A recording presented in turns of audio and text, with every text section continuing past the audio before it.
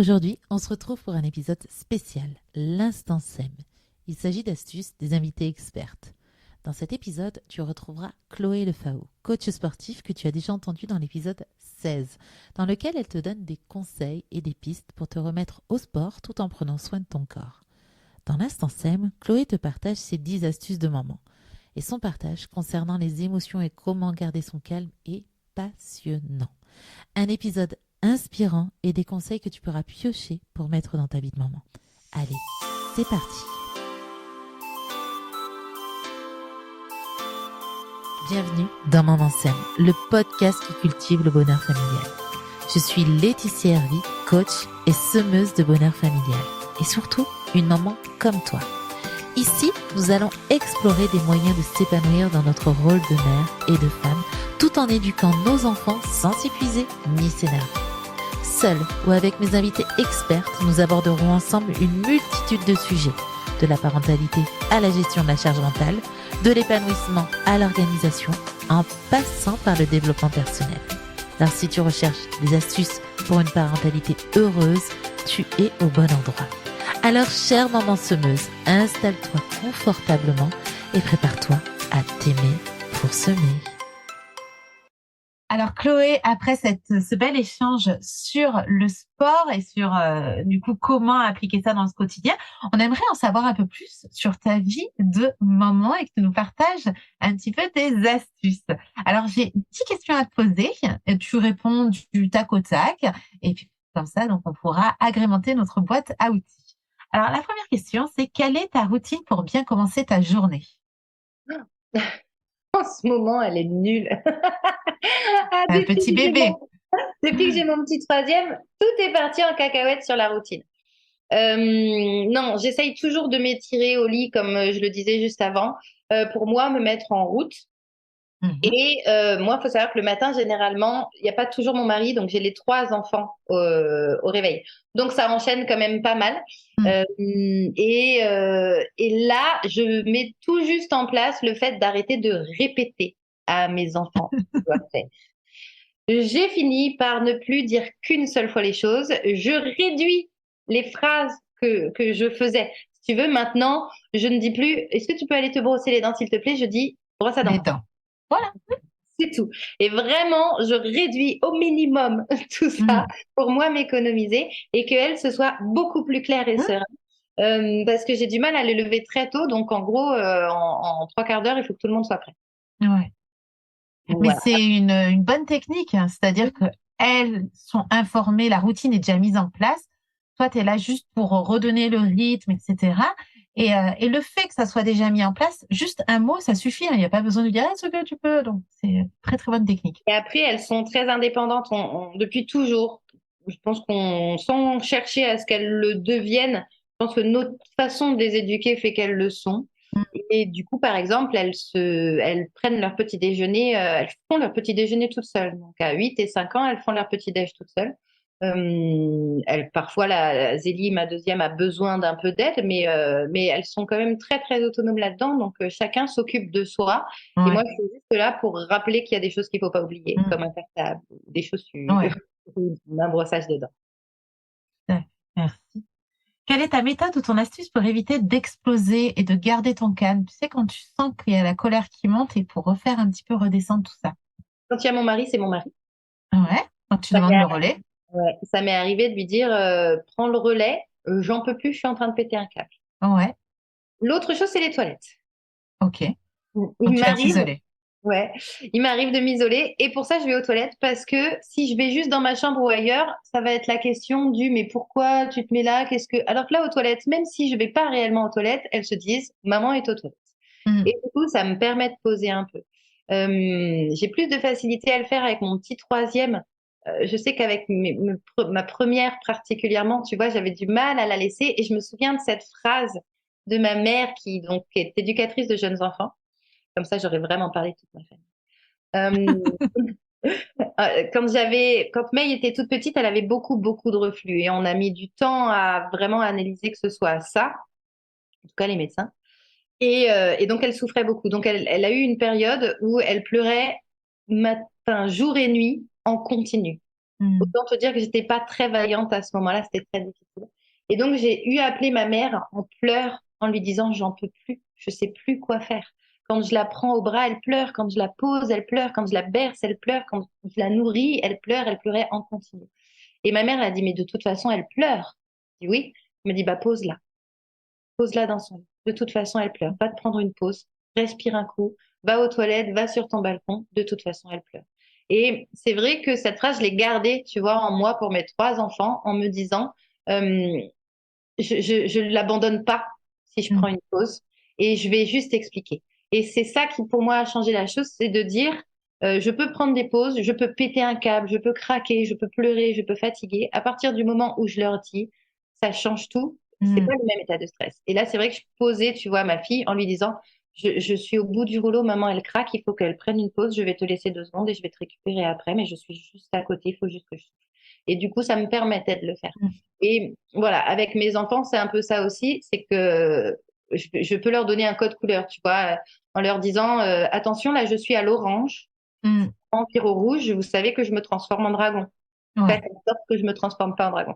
Pour la blague, un jour, ma deuxième, entourée d'amis, m'a demandé, enfin, m'a répondu, non, c'est ma première qui m'a regardée et qui m'a dit, c'est pas souvent au vert quand même, hein.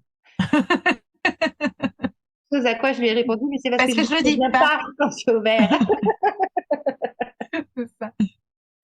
Et ouais.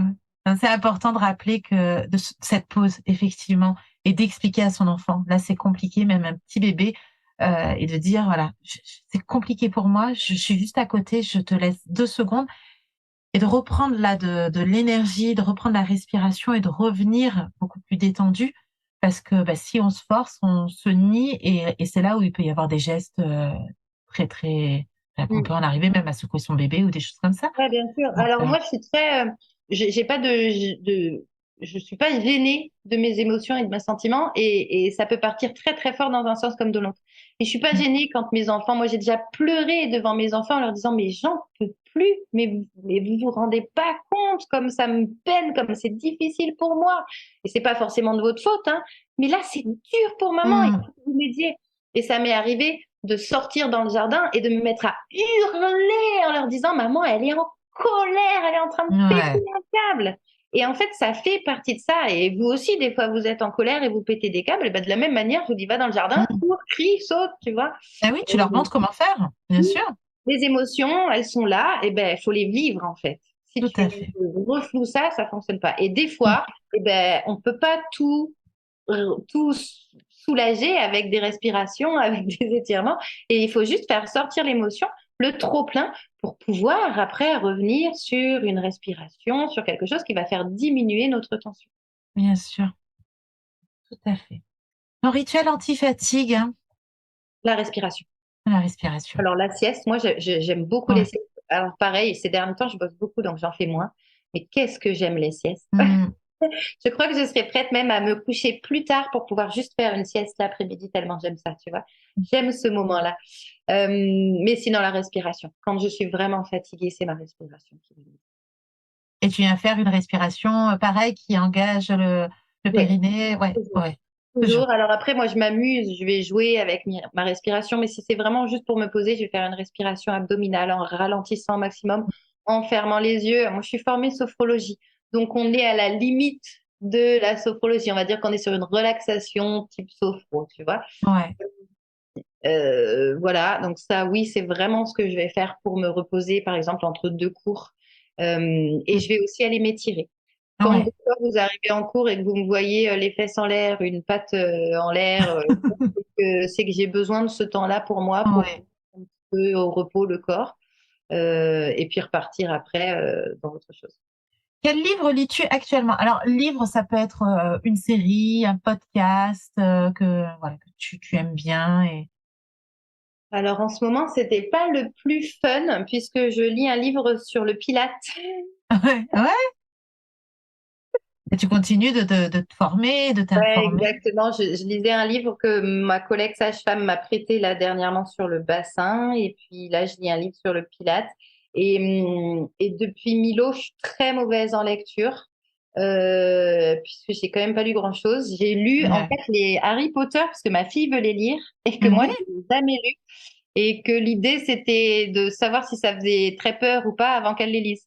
Donc, je dois Mm. les lire plus vite qu'elle, mais sachant qu'elle, elle lit au moins 1 heure par jour, j'arrive plus à la suivre. Ouais.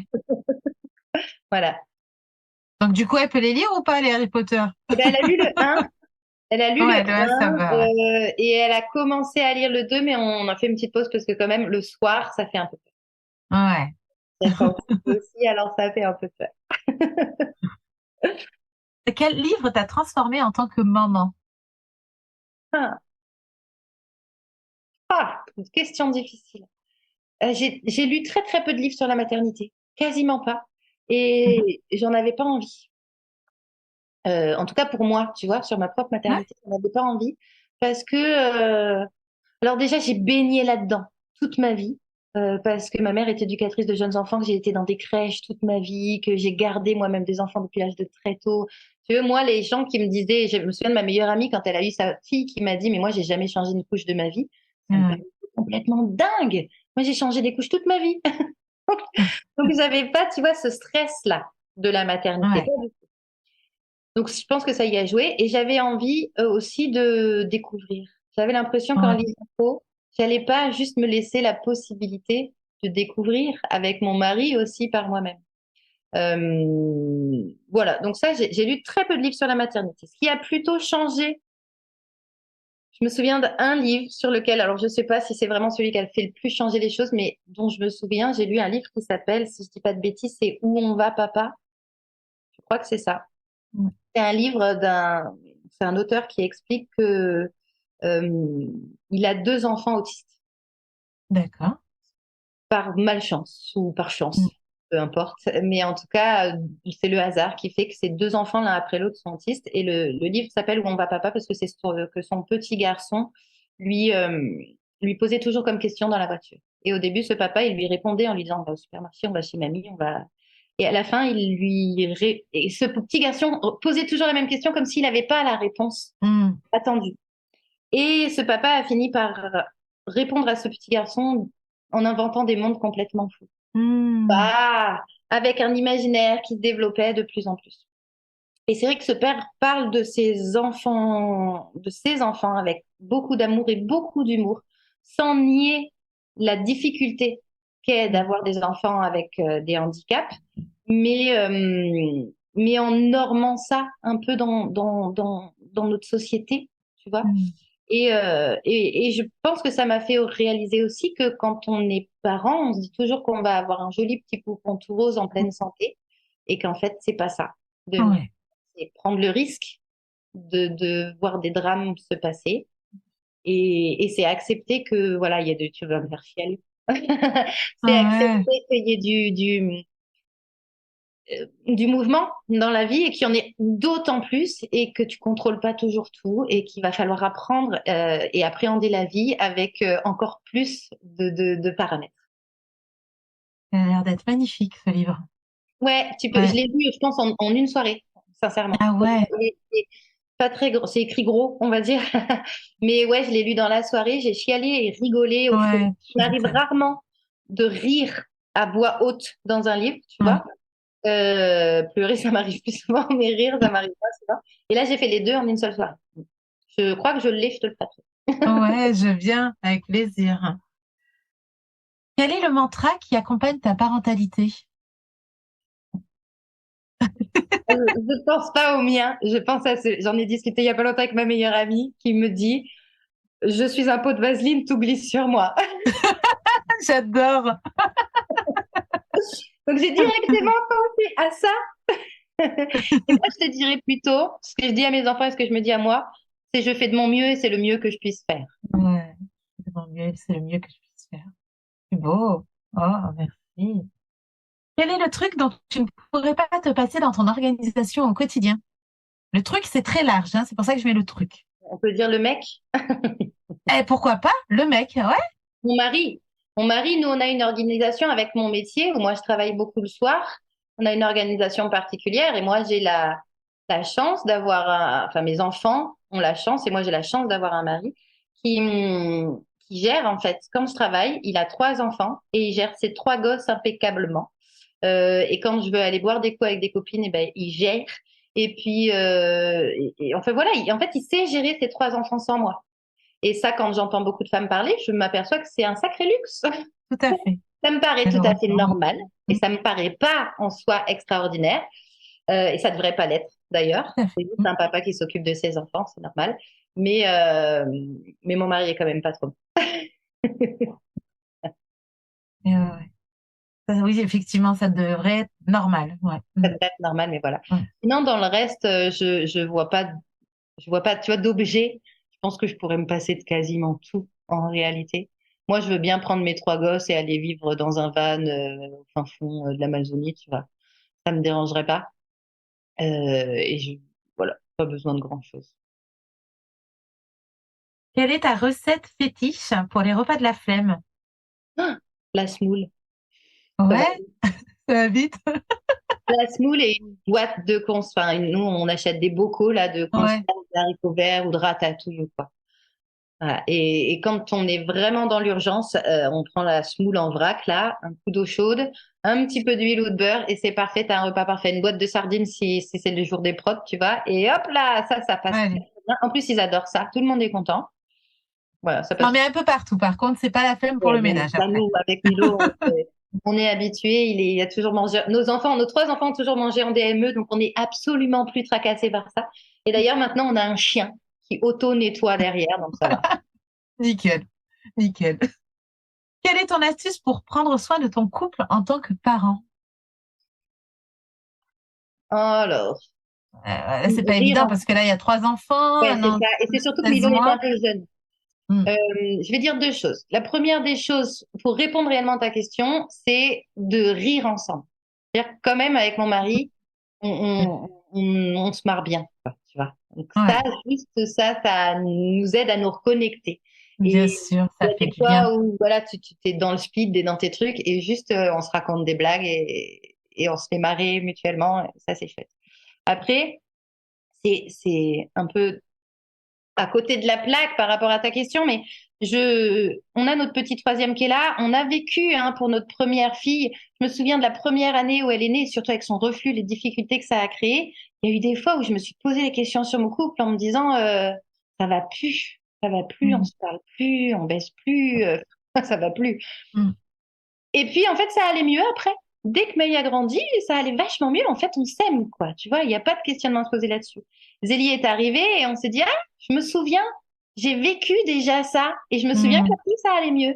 Et en fait, là, le petit troisième, en fait, je sais que ça fait partie de cette période-là de notre vie. Et je sais que moi, j'allaite, tu vois, et je suis très maternante. Et puis, on bosse tous les deux. Enfin, on a une vie vraiment à 100 à l'heure. Et du coup, oui, le quotidien amoureux, il n'est pas facile. Mais en Hmm. fait, profondément, on est vraiment amoureux l'un de l'autre. Et ça, on ne le perd pas de tête. Et du coup, on sait que ces temps qu'on va s'offrir tous les deux, là, ça y est, Mino, il a passé la première année, on va y retourner là. On va refaire une activité sportive ensemble, on va se refaire des week-ends que tous les deux. Maintenant, il faut faire garder 3 gosses, c'est quand même plus Hmm. difficile que deux. C'est Mais, ça. mais voilà, les choses prennent du temps et on rit souvent en se disant un jour on sera retraité, on aura tout notre temps tous les deux, on n'en Tout à pourra plus, fait. on voudra voir nos gosses. C'est ça. Et puis il y a pas Carrément. longtemps, on a fêté nos 10 ans de mariage et j'avais très envie et on l'a fait. On a fait une très grosse fête avec tous nos amis et nos familles et c'était aussi l'occasion de dire à l'autre, bah je t'aime encore et j'ai encore envie de Ouais. fêter pour les 10 années prochaines. Le fait Hmm. voilà, de le dire tout bêtement à l'autre, bah ouais, je t'aime quoi. On n'est pas avare en mots et en sentiments à la maison. Hmm. Merci. Et dernière question, quelle est ta stratégie pour prendre soin de toi en tant que maman? Et en plus, donc on l'a vu, maman de 3 enfants et entrepreneuse. C'est ça. Euh, je suis pas. Alors moi, j'aime me pomponner, mais j'ai pas. Je me sens pas dans l'obligation de me pomponner.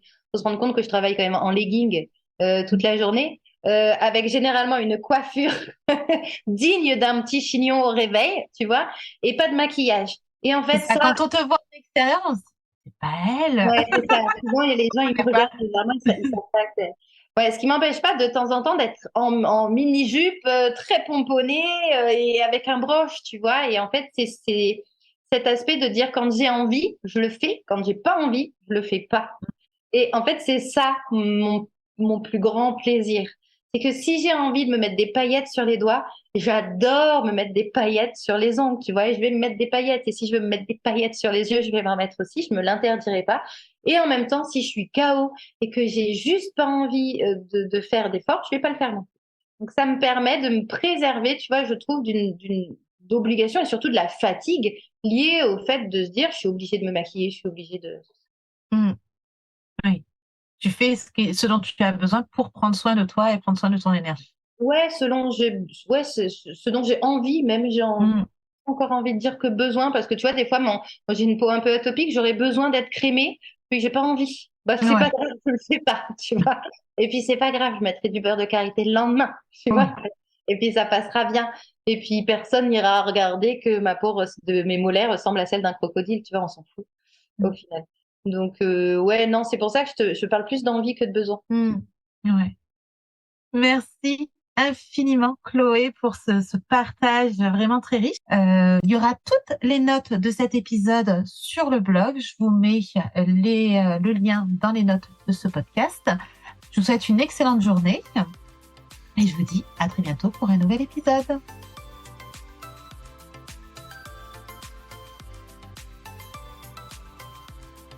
Merci d'avoir écouté cet épisode jusqu'à la fin. Tu retrouveras toutes les notes de cet épisode sur le blog. Je te mets le lien dans le descriptif de cet épisode. Un grand merci également de soutenir Maman Sème en t'abonnant sur ta plateforme d'écoute et en mettant une note et un commentaire. Cela m'aide énormément. Tu peux aussi partager Maman Sème à toutes les mamans qui auraient besoin d'entendre ces paroles douces et bienveillantes. Et puis, si tu as l'impression que ton quotidien de maman ressemble à un château de cartes prêt à s'effondrer, je t'invite à rejoindre la tribu Maman Sème. C'est un petit cocon de transformation pour retrouver l'équilibre familial. Je te mets toutes les infos dans les notes du podcast. Allez, à bientôt!